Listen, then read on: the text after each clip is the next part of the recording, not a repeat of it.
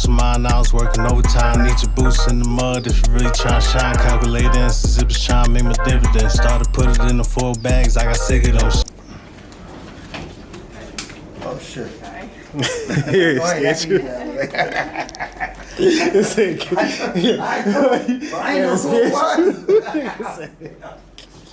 Yeah, they scared the shit out you. So many different states, I'm like, oh, they got me. Whoever looking for me got me. What it is, your boy Marcus Banks Comedy, Rochelle rapper, y'all know what it is. Young gunner of comedy, baby. Man, it's gentrifying out here. You know where we at right now. Take a day in life with me right here.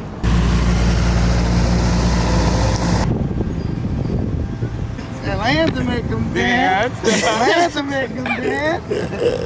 Where you about to go? Huh? Where you about to go? Nowhere. I'm just chilling outside. You feel me? Oh, okay.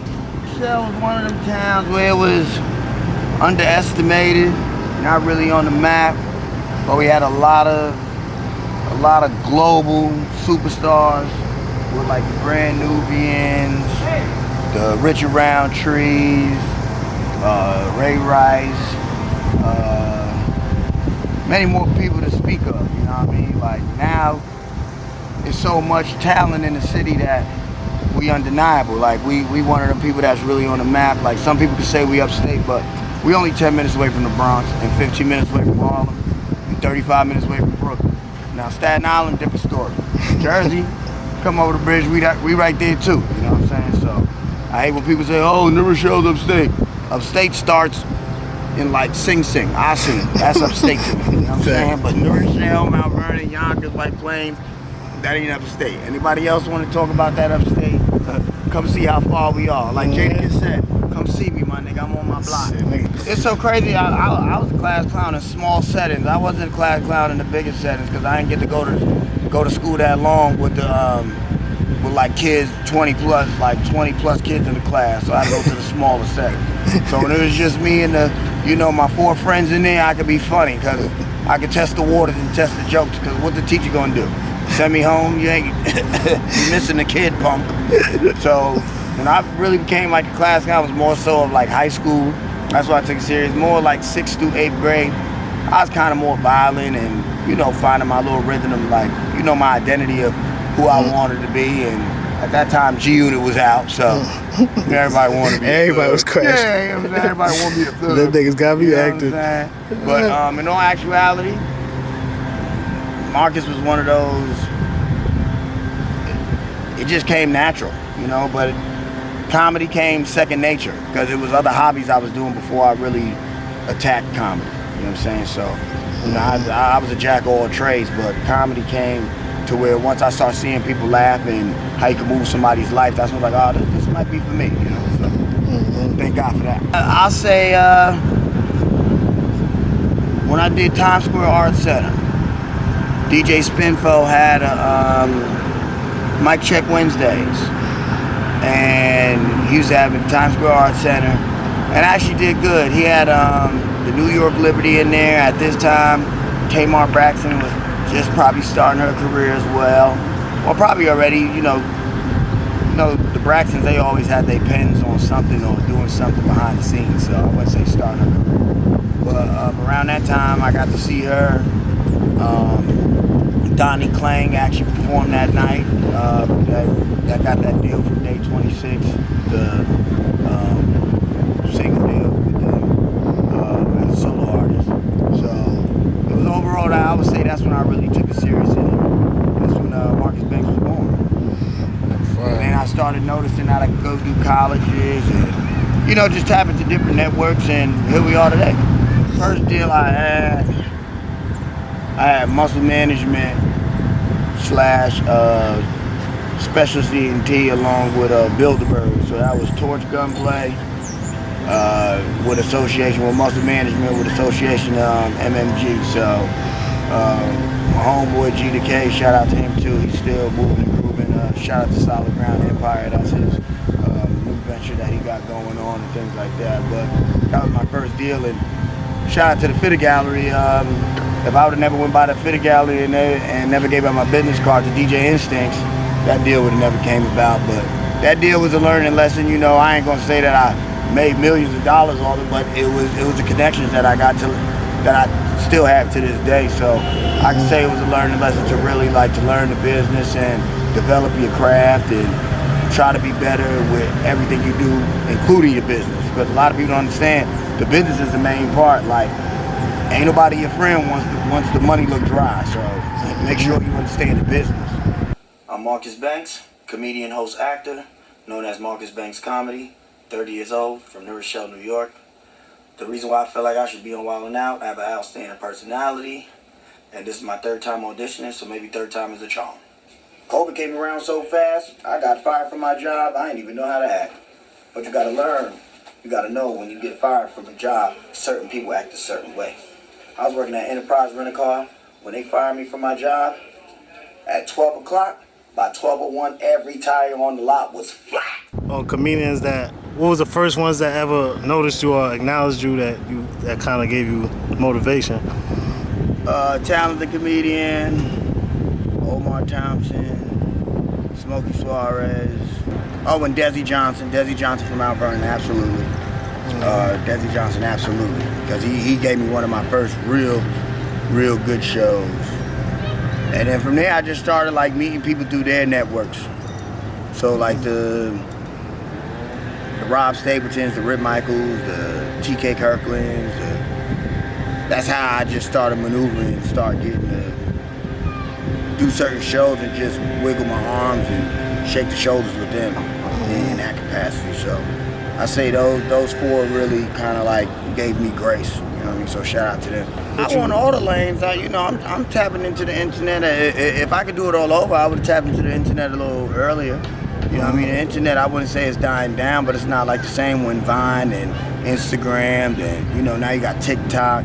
Like, you got kids at 8 years old that's TikTok stars, you know what I'm saying? So I'm tapping into the internet more, which is something that I should have done earlier. But stage presence wise, I know I already have that down pat. There's not a person that I'm scared to follow on stage, or there's not a person that, I'm like, oh man, he's on there. You know what I mean? Because I got so much confidence, and I know now, do I think certain people have that bigger leverage, of that platform? Yeah, they have it, but at the same time, I'm not too far from jumping on that platform as well, so I ain't never gonna shy myself away from letting another man be bigger than what my program is. That ain't gonna happen. So that's the main thing. But I would love to do movies, internet. Of course, I'm gonna still do shows. Everybody knows that. So you know what I mean. Got a tour coming up this summer, so get ready for that. Well, springtime. Well, spring now, but there's more dates being added for the summer. So it's gonna be special. Trust me. Well, I do a lot of shows throughout Westchester, Bronx, New York City, Jersey, Philly, Baltimore. When you produce the shows, it makes you feel complete, and you get to tap into other people's networks, which is great. Ladies, one time, here's the host with the most, hailing from New Rochelle via Lincoln, and my dog, your dog, Marcus Banks!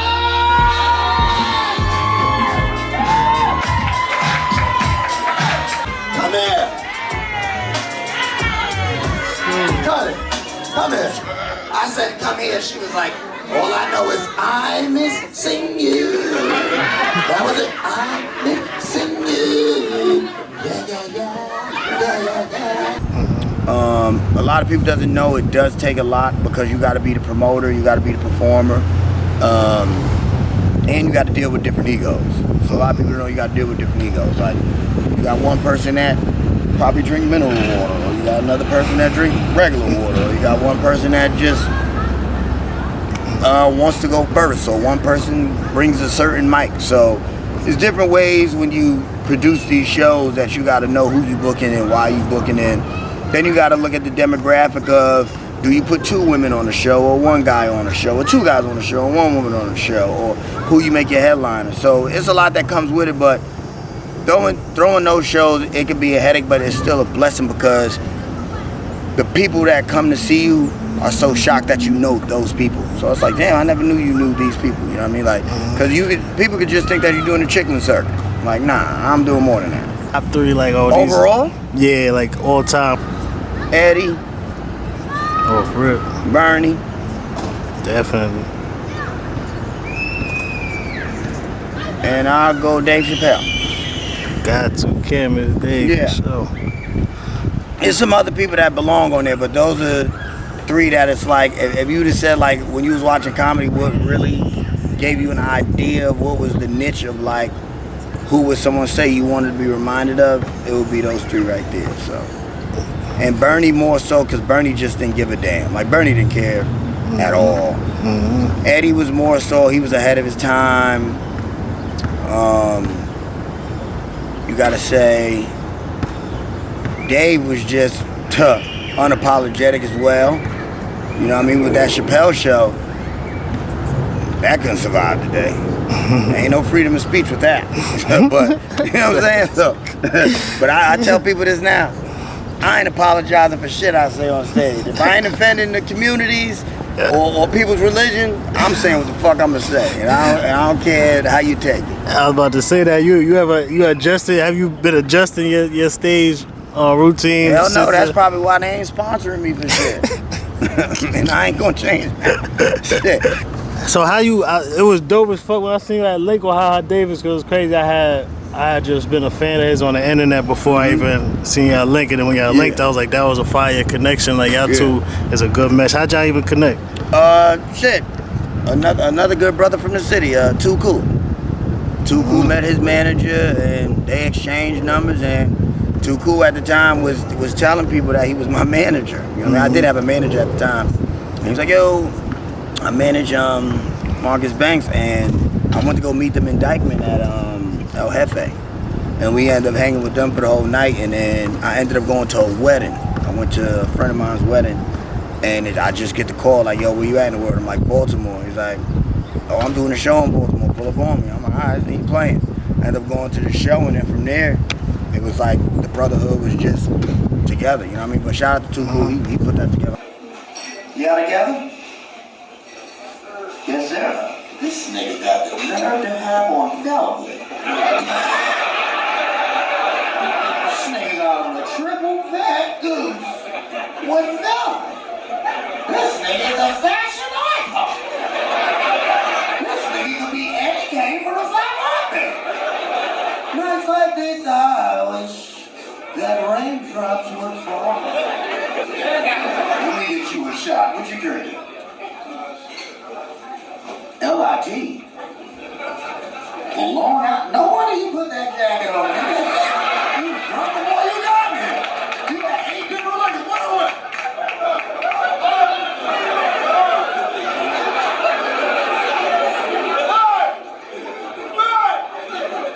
You see the jacket?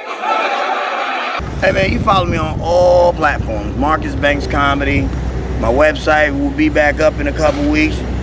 Start getting your tickets. The link is in my bio. Linktree/Marcus Banks Comedy. Make sure you get your tickets now. My first stop is Houston, May 8th through the 9th. Grab your tickets now. There's gonna be no games played on this tour. Trust and believe me, a lot of special guests is coming out. It's all new material that I'm coming out with. So I want to hear when's your next show. And one thing I'm gonna tell y'all, I don't care who's in the city. When I'm in the city, y'all know I know how to light it up. Mm-hmm. So get your tickets now. And I ain't asking, I'm telling you, trust me. Yes, seriously. Once again, I'm Marcus Banks, man. One of the eldest, one of the big dogs from the town, sir. man. Banks not playing. So raspy.